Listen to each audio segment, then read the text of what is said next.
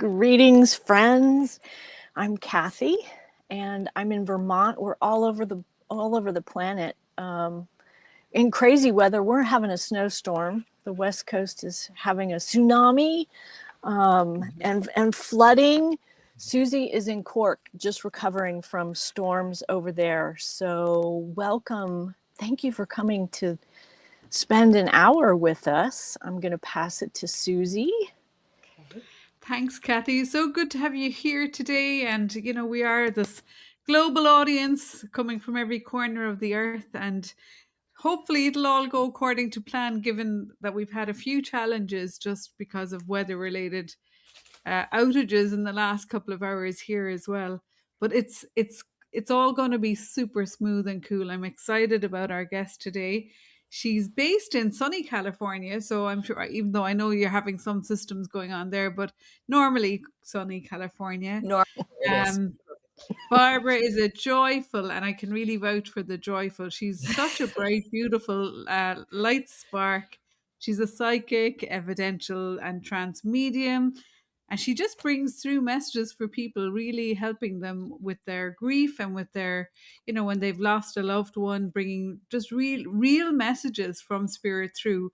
And I think it's all in the title today. It's funny, some of the things that spirit has to say. And hopefully over the course of today, Barbara will share a little bit of some anecdotes of things that she's experienced through her work. But warm welcome to you from all of us here. Thanks for being here, Barbara. It was Barbra meant Banner. to be. Indeed, eventually. So Barbra Banner is in California, and she's here with us today. And she's would you just bring us back to, I know things started moving around and your whole life kind of got shaken and stirred, let's say, during COVID, like many of us did. So I think if you want to just take us, what was your life before COVID, and then jump into... Yeah. For 35 years, I was a advertising and marketing maven, with big agencies and big companies. And it was a wonderful career for me. And then, it was time to move on. And during COVID, all of a sudden, there's like a lot of paranormal activity going on here, and things were flying off the shelf, and a clock went off the wall, and orbs in a video I did for an audition. And the final coup de grace was in the bedroom. The fan was going so fast, and the light was blinking. And I screamed, "John, you've got to come in here." He goes, "No, you've got to come in here." The fan was also doing the same thing in the den, and the light was flashing. And the thing is that there was no light bulb in the one in the bedroom. I had taken that out a while back to put in another one. So I just said, okay, spirit something's going on. I got to figure out what this is. So I took a class with Suzanne Giesman. I had never even meditated before. I just deer in the headlights.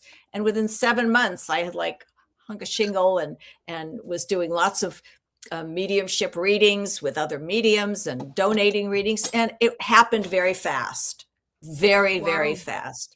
But I had been told that I was doing it for 1,000 years. That's why I sort of hit the ground running. So...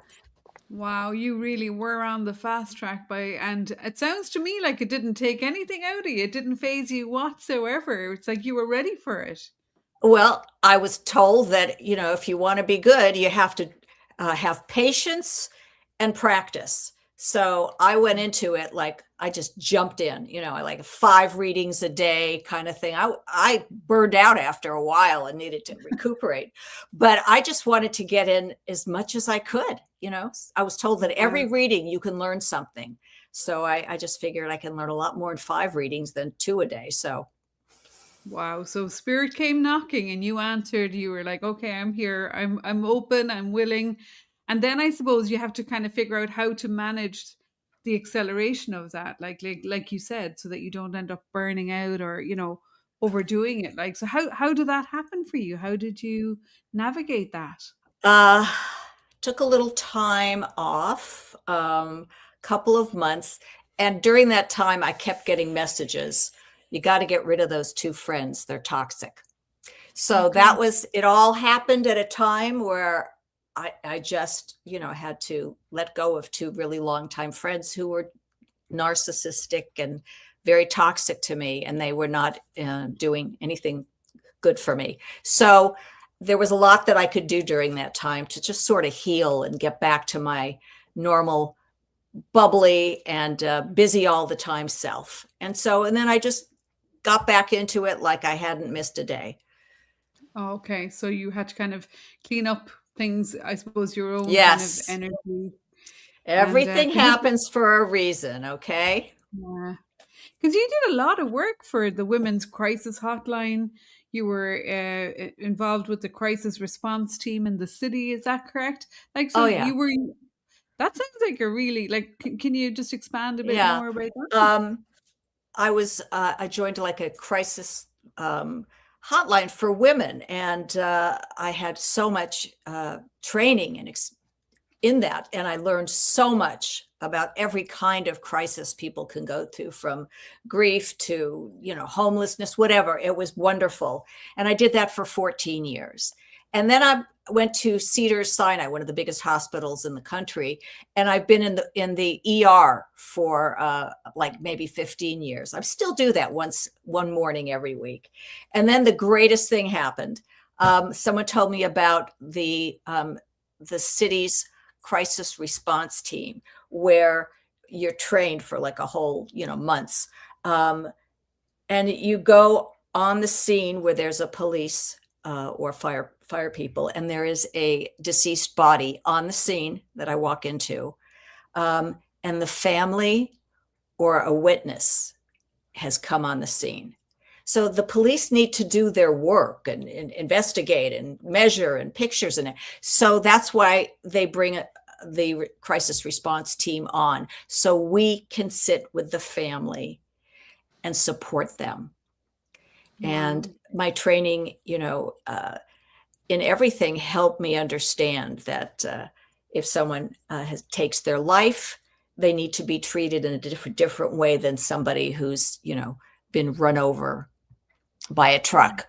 You know what I mean? Every kind of situation needs a different approach. But what the most important thing is doing is just listening, just sitting there and just holding their hand and letting them be. So with all that we know, a lot of times we're just there for them, and then we give them resources to continue the support. And was fascinating, believe me, being called out at 3 a.m. to go down to South Central, which is like the gang part of LA, and it's scary. Wow, but it really was preparing you for where you were going next, by all accounts, to be able. But I didn't know that. I had no idea that I was going to be talking to people on the other side. So how did you feel about the other side? Had you a strong kind of spiritual sense interesting. of When I was 13, I felt I had a little juju. Okay, not quite sure. A little intuition. Oh, I knew she was going to wear that orange dress. And I told my friends, I think I'm a witch, because I didn't know what a medium was. I thought, okay, there's got to put a name on what's going on. And I was always, after that, I was always watching paranormal TV shows and ghosts and Sylvia Brown, a lot of the old time mediums. I was so into that. So I knew that was interesting to me. And so I believed in the afterlife. From my teenage years. But I wasn't one of those kids who was in the crib and orbs flying around. Okay. I was not aware of anything. They kept me in the dark until later in life. Okay. It happens when your soul is ready. My soul was ready later. There's a divine timing. I think they came knocking on a lot of doors during that COVID time, Yes. because when we met you a couple of weeks ago, I know Ramsey and I were sharing that that's when we met online, you know what I mean? And I thought I was signing up for Awakened Mind, you know, I because I'm interested in consciousness, and I thought that's what I was heading into.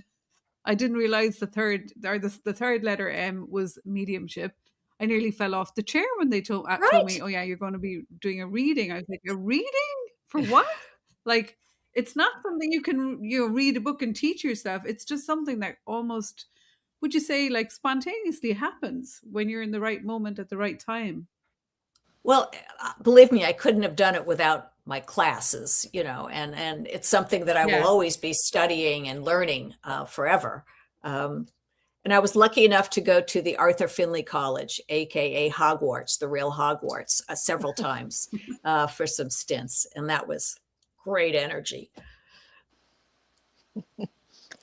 Kathy, do you want to jump in?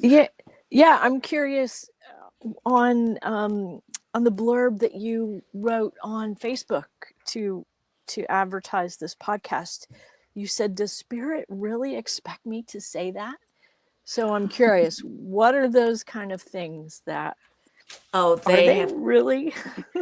Yeah, there's been a lot of things. One of them I can't even say because I really can't say but maybe I will later. I have very playful, and you're supposed to have spirit guides who work with you in your own personality, because it works a lot better than if they're really not with you. So I even had my spirit guides were contacting my clients, telling them they had an appointment with me on like a Wednesday at 2:00. 25 clients got that same thing. And what was interesting is in the message box, it had a name of somebody. I didn't even know who they were. So I was busy calling people, saying, I know there must be some technical glitch. I have no idea. I'm not trolling for client readings. I don't know. But one of the people I called and I said, look, there's a name in here. It says Rosa Rodriguez. I said, who is that? Why is it on your confirmation? She said, Rosa's my housekeeper. I said, how would I know the name of your housekeeper? Okay. I've seen you twice in a year here. And I said, I really was puzzled at that point. I said, is there any reason she would want a reading? She said, oh my God. She said, her son died 2 days ago. And as I was talking to people, they all had something going on in their life. And one of the names was someone's daughter who needed a call right away. It was crazy. I've got goosebumps now. Anyway, it was a lot of work for me. I needed a secretary to get back to everybody. And it was I said, please don't do that. Just go to them, but don't make me part of this, shenanigans. And they did it again anyway. Some other very funny things. In my sessions, I do a question and answer part. And I always say, I'm going to hijack the first question. Okay. I don't even want to know what the question is. Okay. Mm-hmm. You just tell it to your dad, and I'll just tell you what he shows me. So they like to have a little prop. So it's a boat a lot on a nice lake. So the girl, the daughter is in the front of the boat and she's rowing, and the dad is in the back of the boat and he's rowing. And it's also symbolic. I get a lot of symbolism of him supporting her and trying to keep her on the right path. And I said, but there's another guy in the middle. And I said, oh my God, your dad is grabbing him by the neck and he threw him overboard. And he said, we're not picking him up. Let's go. I said, whoa, he's going to drown. I said, what the hell was your question? She said, how do you like my new boyfriend? Whoa. I said, okay, you got your answer. And I get things like that, and they're so funny. And I don't even know. But that's what makes it real, Barbara, isn't it? It's real. You can't make this stuff up. Because you couldn't make that up. Yeah. No, and exactly. I didn't even know what the question was.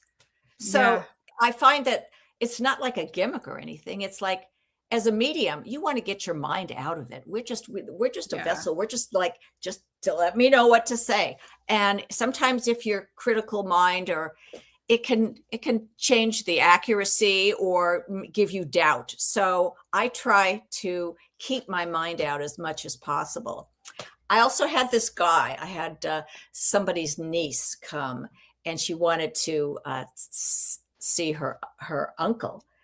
And I said, okay, I've got a man here, and he's riding on the back of a space, like a rocket ship, but a small one. And he's going, go. And then he's hitting his butt like you would do a horse. And he's going, giddy up. I said, do you have any idea what is happening here? She said, yeah. Like he was a horse. He kept, anyway, I said, what is happening here? She said, I understand why he wanted to go really fast and is hitting the back of a horse. I said, why? She said, he was a bookie. You know what a bookie is? They do bets on horses. You can't make this stuff up. It's so crazy. Isn't it great to know that, like, spirit doesn't lose their sense of humor? You know what I mean? They don't. But I think when I was studying with Suzanne Temple, and we had Suzanne as a guest a couple of episodes back, and she was saying that spirit will always use what you've already got, like, you know what I mean? So whatever your interests are, it'll always use, whatever's in your subconscious mind. Like, so movies, you've really got an amazing sense of humor, a wild imagination. So spirit can really kind of, you've got a full palette of technicolors going on in there, and spirit's coming in going, oh my God, this is amazing. Let's make it crazy. And it's not crazy. Like, it's no, it makes isn't it very real. I think it really brings it to life, like, doesn't it? Yeah, they give me movies to reference, and it's wild. It's just wild. And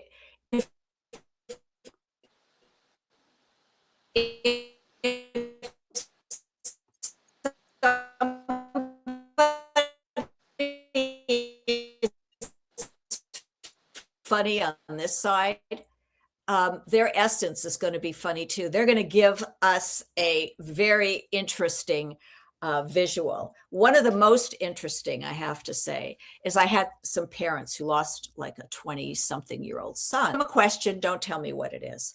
And I said, oh, this is very strange what he's showing me.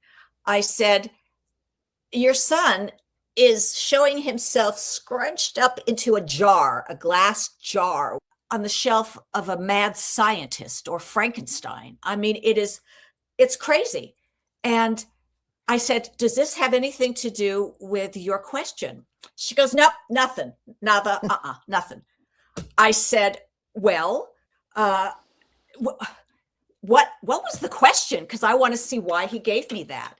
She said, well, my husband and I went to a concert of my son's favorite band, and he didn't live long enough to see it. So we brought a jar of his ashes to the event and spread them around. And I said, okay, you don't see the connection of your son coming in a jar and you bringing a jar with his ashes to the event. She said, oh, now I get it. What can I do? You can't, like, so those kind of things that are just, that make what's the most important thing about these things that are so specific and fun is it helps the client realize that, hey, my loved one is right. My son is here. He knows that we did this. He was with us. And it gives them hope, and it gives them belief. That's what the good evidence does. It has nothing to do with me, but it makes them understand his consciousness is definitely here, because nobody would know that. So yeah. Well, That's so special. And I think, that's what it takes. Not every medium, I think, has the same gift. Like everybody is a Everybody's little bit different. different. And Yeah. that's what about going to learn and from classes from a lot of different people. You're going to take something away from everybody. Okay? Yeah. And you can just leave behind what doesn't serve you or resonate with you. So you're a little bit of this one, a little bit of that one. One Mm. very important medium told me, you shouldn't do any humor in you can't do that. It's very sacred. No, that's inappropriate. Wow. And then another one from the UK, Tony Stockwell said, you be who you are. You be authentic. That's why people come to you, because of who you are. There's a million mediums out there, and so many are so good, but people find you because of you. So don't ever change for anybody. Just be I love yourself. that. I love that. That's great advice for It is. anybody who is studying or because I know whenever we've been in, teaching modules or training or doing stuff online, like the rational mind comes in and it's trying to, make you be right. And it's That's really getting in the wrong, way. It's like, Gotta oh no, get out. So the get less out. you know about the sitter, the better. The less you know about the deceased, the better. Because the more free the information can flow in. And I always say, I used to say it to Kathy when we were training together, just drop the package, just drop it off. You know what I mean? It'll either mean something or it won't. It's not our job to Exactly. interpret it. And you never know. It could be the most banal thing. It could be, you could say, oh, there's a tuna fish can laying around. And that could be, they could go into hysterics crying because that was so meaningful. You don't know. You just don't know. And so you just have to say it, and it'll land where it's supposed to be. And just believe that spirit doesn't want to give you the wrong information. And just be open to it. I'll tell you. And I don't know about you, but it makes me very nervous if someone, tries to ask something like, what was my nickname when I was 6? Okay. That just sets me, my mind goes, I don't like to do that. But I did have one, and I told the woman, because she comes every year, because she misses her husband. I keep telling her, stop testing me. Okay. Somehow he usually came through and gave me, I said, you can't keep doing that. So she said, all right, well, listen, you keep telling me my husband is around me, and I haven't felt him for 6 months. And I'm really worried. Maybe he has a new girlfriend or something. I mean, she was really suffering. And she said, if he's really around, he will be able to tell you what TV show I watched during the pandemic. And I thought to myself, okay, I am not going to be able to pull that one out of anywhere. Okay. That's it. Just so I said, okay, that spirit will give you what you need to know now. And I will always ask, and not always what you want to know. And the husband, who was very cheeky, he said it was Outlander. So I said, your husband said it's Outlander. She said it was Outlander. Okay, I believe it. I believe it. And she said, you have no idea how much you uplifted me now, because every time I do this with you, it makes me believe again that he is around me, even if I don't feel him. Even if I don't feel him bump me or flick the lights or something, that he is here. He couldn't give me that if he wasn't. And he never would have watched that show with me. He would have turned that off real quick. So, but he was a real trooper to sit through, 7 seasons of Outlander with me and all that sex. Aww. So, yeah. I've never seen Outlander, so the reference is lost, but I'm picking up where you're going. Watch it. Watch it. Okay. Okay. Are there any other ways that spirit gets in contact with you, Barbara? In the dream state, or if you're out doing the shopping, you know what I mean? If you're just not in a formal setting with the sitter. Yes. I'll tell you a really funny story. So I get some drop-ins, like at maybe between 3 and 4 a.m. sometime. But I know if they're going to come and wake me up, they know that it better be good. Okay. Don't you Yeah. come in and say, tell her a feather came. Okay. I'm not doing that. Anyway, I had a reading with a woman who was very skeptical, and the energy was really difficult. And everything I said, it was like, well, that's too broad. You could have read in the paper. I ended it a little early. And I said, I called her. I said, your husband came to me in the middle of the night, and this is what he showed me. He showed me a half of a toasted bagel, and it was scooped out in the middle. You know how people scoop out the bagel to get rid of like five calories so they can fill it with 400 calories of something else. So I said, does that mean anything to you? And she goes, that's nothing. I don't even know that. Why are you even telling me that? That's so ridiculous. What do I know? I said, okay, just beware that that's what he came to tell me at 3:08. She gets in touch with me like 4 days later, and she had taken her daughter to see her grandparents. So the client says, well, my father-in-law said, I came up with an invention. I invented something, and I have a prototype, and I want to show you.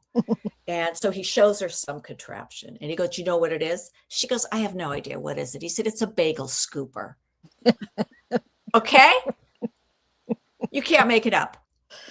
And at that point, because she was still so skeptical, her and the family, because she told the family that this was already told to her, like, last week, they were amazed. They were laughing. Wow. They were crying. They knew their son was around them and knew exactly what they're doing, and that she would be there and this would happen. They know everything. They know everything. Wow. That's a really cool story. Like, like that's like something that hadn't even been invented yet. You know what I mean? It's exactly. Time. It's really interesting, isn't it? Yeah. Cool. Amazing. Yeah, I was just curious, like, if I've had dreams. I don't dream. Oh, don't you? And no, I don't get dreams about that stuff. It's like the evidence was able to come through when my rational mind was asleep. I didn't ask for it, mind you, and I woke up and I did not know what to do with it. I was like, what am I supposed to do with all of this? And I meditate every day. So I just meditated and I thought, oh, I'll just know at the end, just show me. And I reached out to this person who I knew this dream was connected to.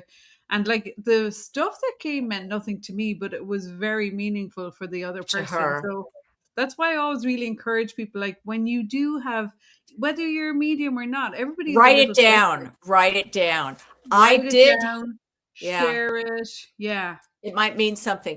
I have gotten downloads in the middle of the night where I feel it. I'm like buzzing. And one time I was buzzing for a month. Okay. I just was walking around in a constant state of buzz, and I didn't know what they gave me. And I, asked one of the mentors, you'll pull it up when you need it. Okay. Don't worry about it. Because I had no recollection. In fact, when I do a trance message, at the end of some of my sessions, I say, I hope it resonated, because I don't remember anything unless they bring something up.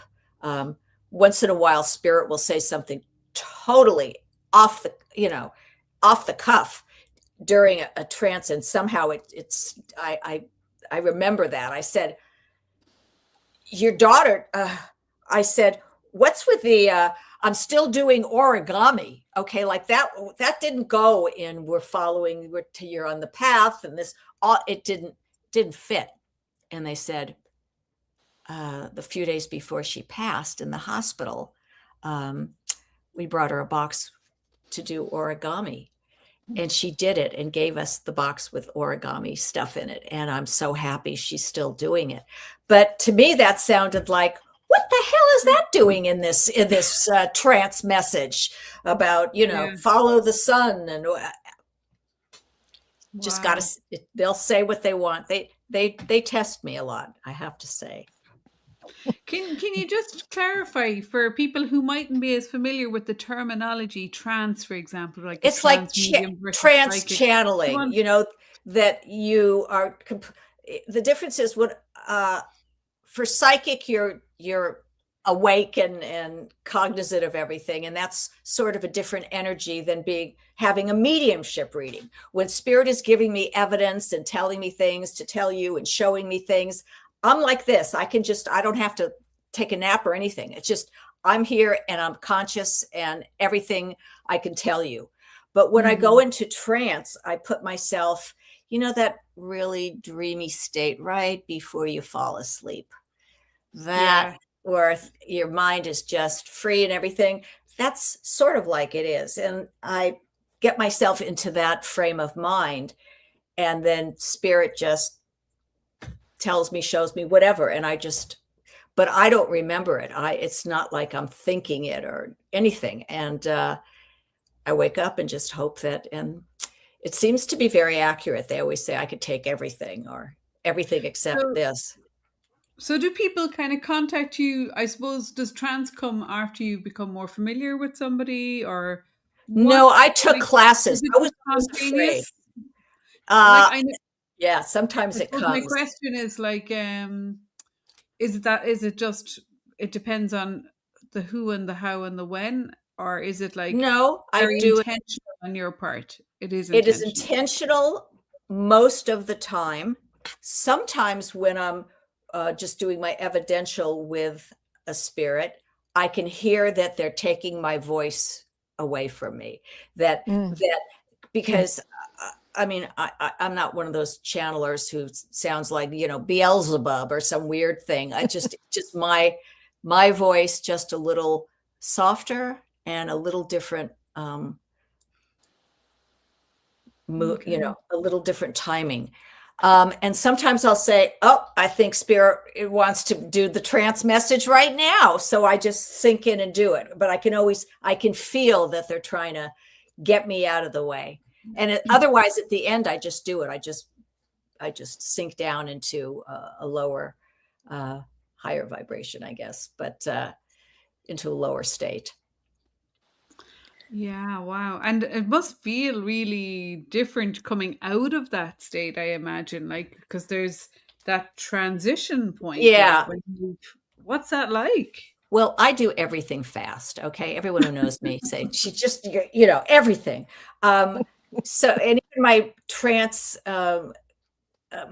mentor, some people take 5 minutes. I go like this. I go like this.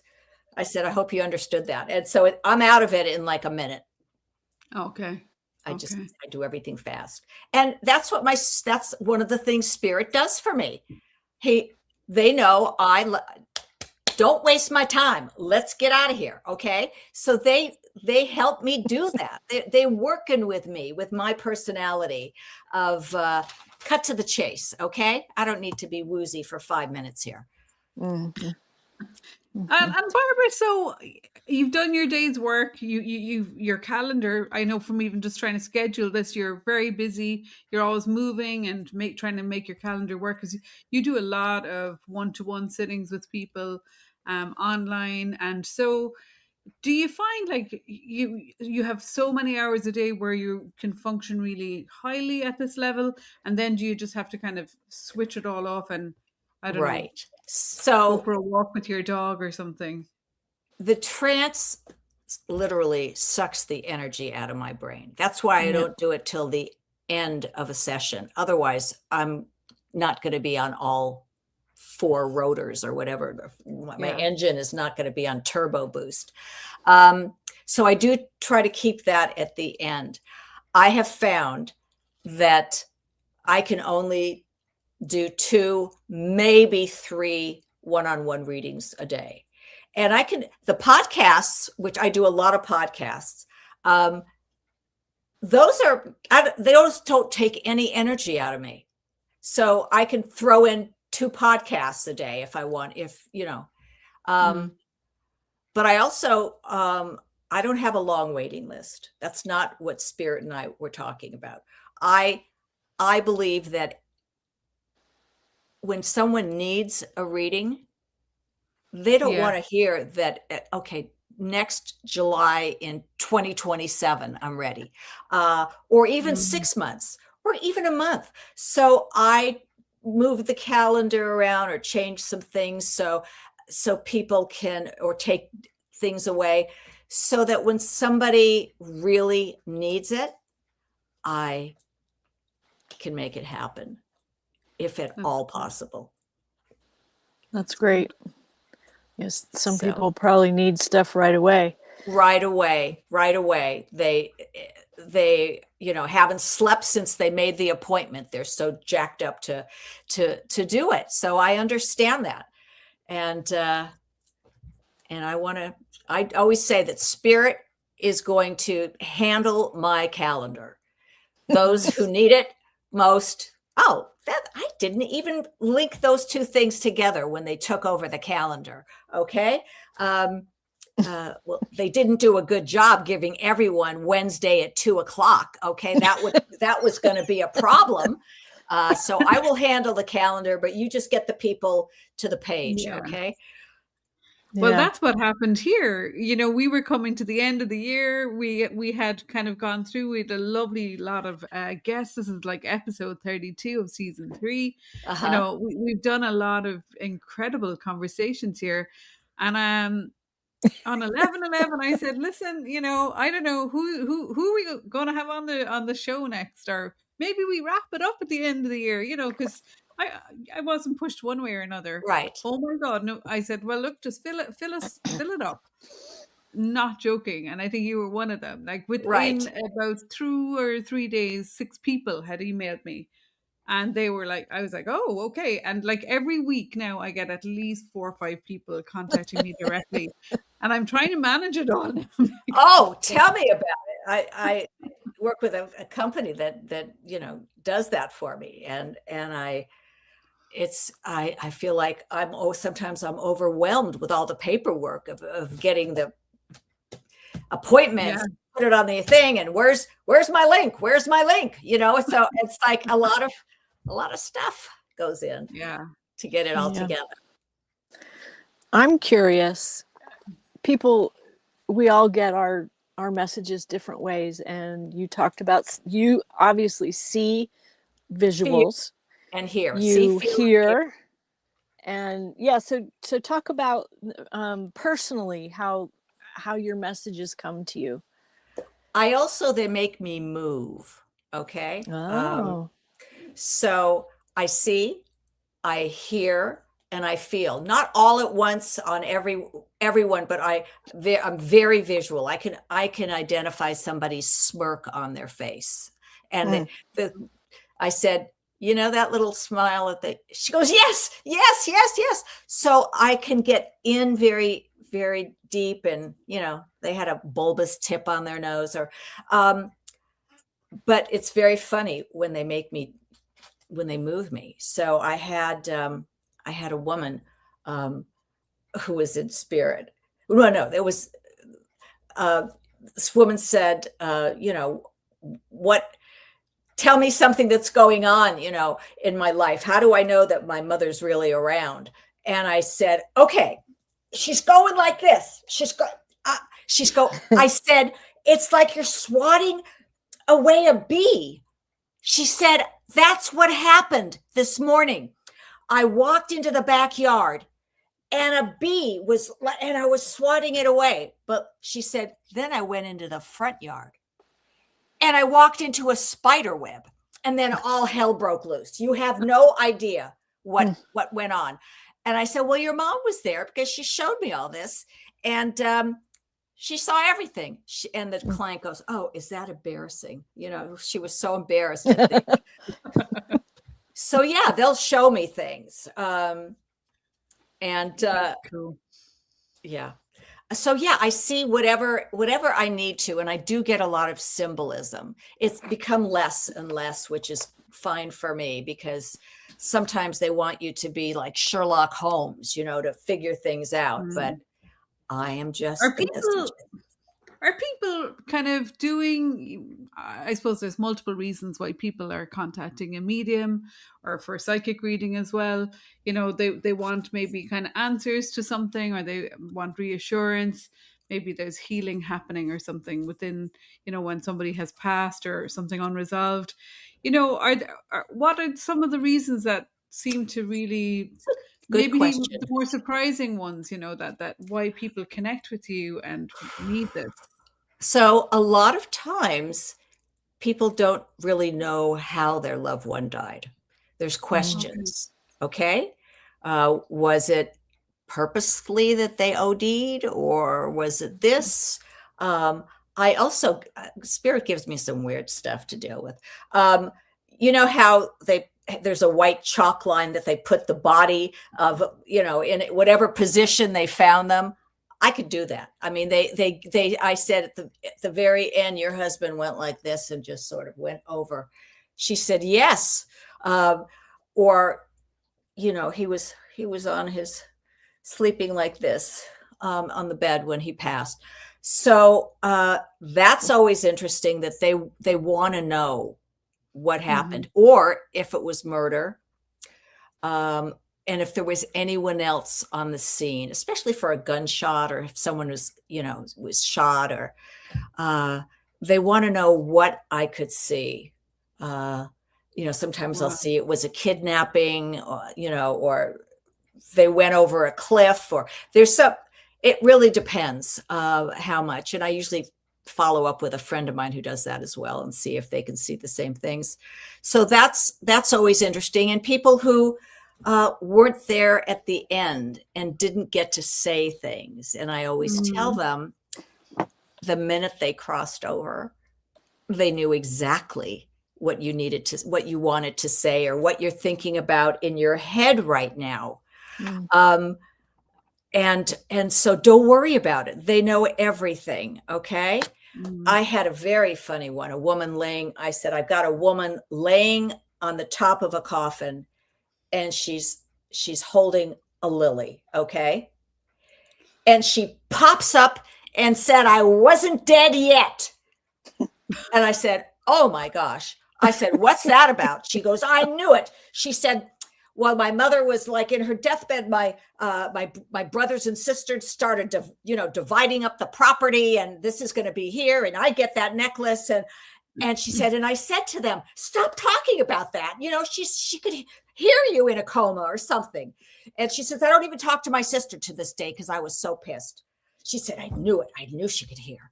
So that's a funny one. It totally is. And it's interesting because there's so many different ways people leave this life, you know, and pass on. And we did a bit of work when we were working together, and it was like, can you do a little bit of like remote viewing too? Can you look into that point? I see what I see. I guess sometimes you might say that I must be remote viewing if I'm looking at this girl going like this. And because someone has said, that's that woman you're saying, she sounds like two different people. It could be the same person. She said, you have to show me something or tell me something so I'll know if it was this aunt or that aunt. And so I go like this, and I said, it looks like she's churning butter. And the client just looked at me and didn't say anything. And I thought she's thinking, this woman is insane. Okay, I'm not even going to answer that. And I said, look, I'll tell you what I know. She's not plunging a toilet. Okay. So then the woman says, okay, you were right. She does churning butter. That's my Aunt Lulu. Okay. So they played with me, you know, but. Wow.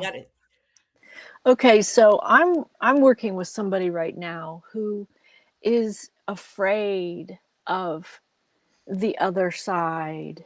Have you ever had somebody, a spirit, come to you who's upset or angry or has I've never experienced that, and this person is just so scared that could be the thing. Okay. We are all here playing a part. playing a role in a play. And maybe this time, you came and you're this lovely woman, and but you beat the dog or something. Well, that's not who you are on the other side. Okay, this is an experience. This is something that you need to learn a lesson about. And so they are only recreating it for me so that the client knows who it is. Okay, it's nothing to be afraid of, because that's not who they were. That's the lesson they came down, the persona they came down to learn a lesson and to teach somebody else a lesson. Okay, it's not who they are. So they have to act it out for me, or I won't know. And in the other side, they don't have any emotion other than love and gratitude and wanting to help others. So they're not angry at anybody. And if they're still a little angry when they get there, they got to go through therapy. They got to work out what they have carried with them. So, but that's not who their essence is.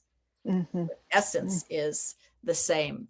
But we have to do that. So yeah, the woman I would probably come in and say, this man is walking back and forth and pacing, and he's throwing everything off of the desk, and he has a terrible temper. Well, he's not coming down to yell at her. He's just coming down to say, oh, that was my dad. He was, he drank. And when he was like that, but they're just showing me.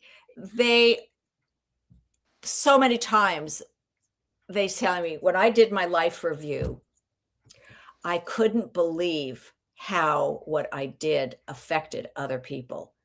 I was only selfish and thinking about myself, but I didn't realize that it affected them and hurt them so badly. And I regret that. And I am so sorry for all you deserved better than me. So we're just dealing with the life they just had together. Yep.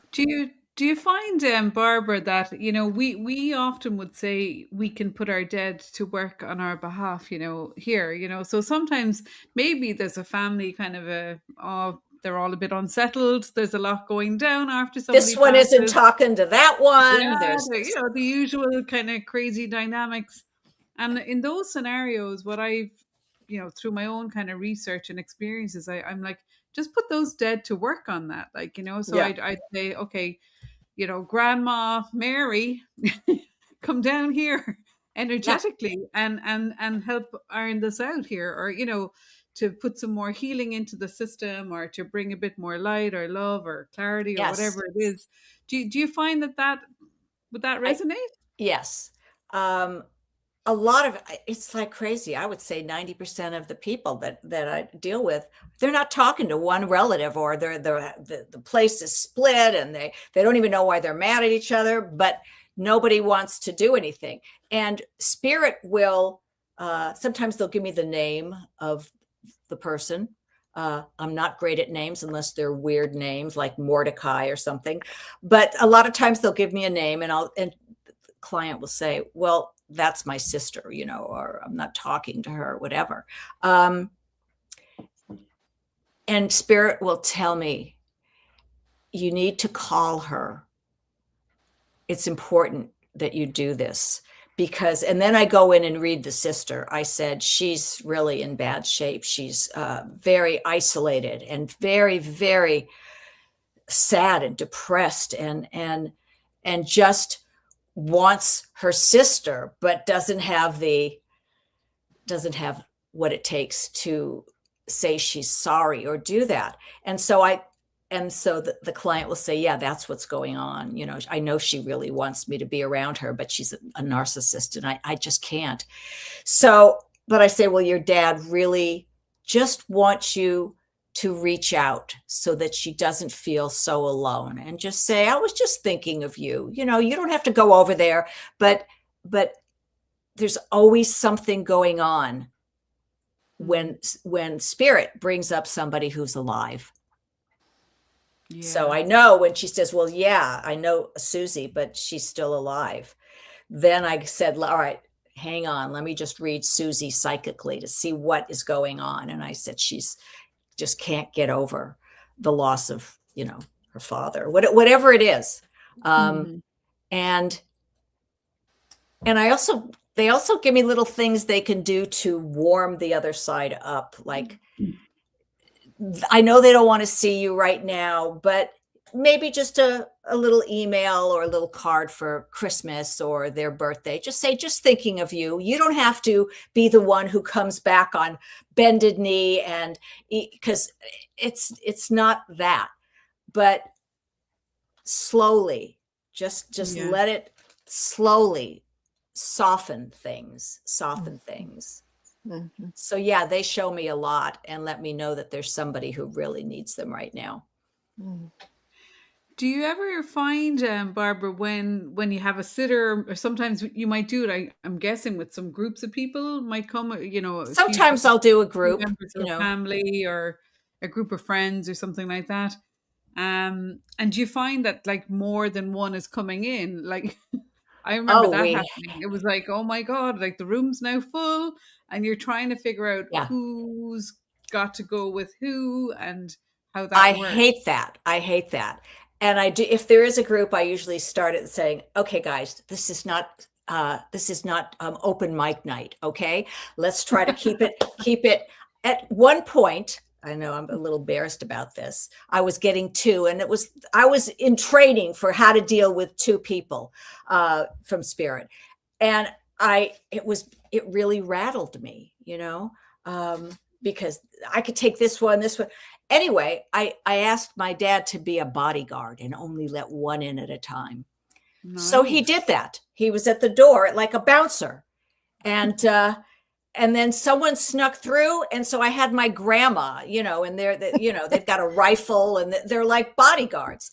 And I told somebody that, and she said, that's horrible. You can't make your family, work for you like this. That's just, so I had to let him go. Okay. I had to, downsize with that and just had to deal with it. And now when I do a group, I find it's easier because I don't like more than 12 or something, except like I'm doing a group for helping parents heal in January, and there could be 100 people there. I don't know. I go around the room and said, who would you like to see? Who do you want? And I just bring them who that is. And, 12 people, I can get through 12 people with, your mother, she's, she was a little tipsy a lot and she smoked. And she always wore hats, but they kept falling in her face. That was my mother. Well, here's what she wants to tell you. So if I can do a little snippet for people, then I don't have to worry about them all coming in at once, trying to elbow each other out of there so they can get their 15 minutes of fame. So I have to try to work with the situation. Before we get to the end, I'd love you to talk a little bit about helping the parents to heal. It must be one of the hardest things. We weren't put on this earth to, for our kids to leave before us. And I reckon it must be. It hasn't happened to me, thank God, touch wood, but it must be one of the most difficult situations. It changed my life. And I'm going to tell you this little story. I had a woman from Helping Parents Heal, and her 6-year-old son passed. And I was doing a reading, and I said, ask him a question. I don't want to know what it is. And I said, your son is showing me that he was in heaven. He is riding on the back of a giant butterfly, having the best time in his life, dive bombing and laughing. And I said, does that resonate at all with your question? Because I don't know. She said, it sure does. I said, what was the question? She said, what are you doing in heaven right now? And she said, I went out and bought a book, how to teach how to explain death to his little sister. And in this book, she sent me a page of the book. There was a little that said, this is what your brother will be doing in heaven. He's riding on the back of a giant butterfly. That changed me. I said, it was just smacked me over the head. And the mother she believed, she understood that her son was there, and he put into her head, what am I doing in heaven? And he was there when you read the book to his sister. That can give somebody so much hope. That can lift them more than anything. I mean, that can put them on a high and it can make them believe. And when you believe, if you believe, you will receive. It's not seeing is believing. It is, you've got to believe it, or you're just not going to see it. It's just trusting what you get, and not thinking it's my imagination. Out that we all talk with our imagination. It's, trust it. Wow, Barbara, it is really all about trust, isn't it? Yeah. Ultimately. And I suppose people will build that trust then as well, because that's a very, low vibrational experience to be going through, deep grief, Right. It's that the level of loss. lowest. It's the lowest frequency. So like, to be able to bring somebody, parents together and do that connection, it's, wow, that's really sacred work, like, isn't it? It's so, like, it's so precious. I would imagine it must change their whole life. It does. And sometimes they just come to me with like a 1 second thing. I donated a reading to someone whose daughter had died. And I called her up. I said, your daughter was just here. And she said, my mom just broke a nail. And so I said, did you break a nail recently? She said, yes, my pinky. It broke, and then it came off halfway. And then my toenail came off too. She just couldn't believe it. I said, well, that's just your daughter saying she's still around you. Okay.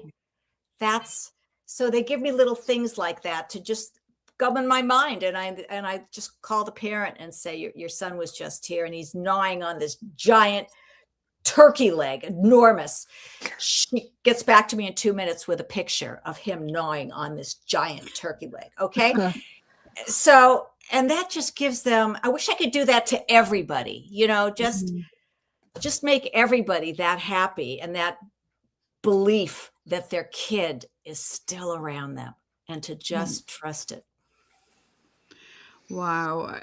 It's powerful work, Barbara, and you just seem like the perfect person for the job. Absolutely. You embrace it. You embrace the qualities. You kind of bust through all the myths and the kind of, the mistrust that can often come with mediumship and psychics and stuff like that, because, as I said to you before, you wouldn't choose to do this. You don't kind of go out and say, "Oh, I'm going to just go out and learn this and become right." It's that." a calling. It's a calling, and I can understand how somebody doesn't believe this and thinks that what we see and what we do is real. I mean, if everybody knew we are all living in Alice in Wonderland, okay, and anything goes, and there's flowers as big as Volkswagens, they would just call the local, funny wagon and get us taken away. So slowly, everyone is going to open up a little, especially in the next few years. And once the ETs are walking on the street, then I think it's going to be a lot easier for people to understand that we are all connected. I really want to encourage all our listeners to dig deep if you feel that calling or that urge to reach out and make an appointment with Barbara. Her website is bannermedium.com, BANNER medium.com. And we have it there. It's coming up on the scroll at the ticker on the bottom of the screen as well. But it's also in her whole bio, and the links to connect with Barbara are underneath this on YouTube, and it'll also be on our Spotify, TikTok, and all of that. There's multiple ways to get in touch with her. But I really think send an email, info@bannermedium.com, reach out, make that appointment, reach out and be the biggest skeptic on the planet, and go and find out for yourself. And if it's for you, it definitely won't pass you. Absolutely, I think. And also for those in need, I could do like a payment plan, which is, just I don't think you should have to be rich to have to know that your loved one is right there with you and just doing everything they can to keep you safe and have joy in your life. How much does it cost, Barbara? Do you want to say how much it costs to Well, have you're in the UK, but in America, my regular reading is $185, and the one that includes the question and answer. You can ask as many questions as you want, basically. And the other one is the same thing, but I bring in the trance message from your loved one with me in trance, and that's $205, and that is way less than so many. Yeah. What a gift and what an opportunity, you know. So anybody who's feeling that, like feeling the loss and feeling a bit discombobulated after losing somebody, or, you know, somebody leaving when you don't expect them to leave, I guess, as well. Do reach out to Barbara. I think she's a beautiful spirit. She's a light and a gift to all of us, you know. And from all of us here at in12d, our hour is up, and I just want to say thank you so much. And I know Ramsey wanted to be here, but he got caught up in Peru. But we might have you back maybe next year. I'd Next love year, to come. I'm available. I'll have more funny things that happened. Yeah, we could see what we could do. Might do something live. Who knows? We'll see. We'll be creative. We'll be inspired. But Barbara, Okay. from all of us here at in12d, thank you so Thank you. much. And thank you so much for having me.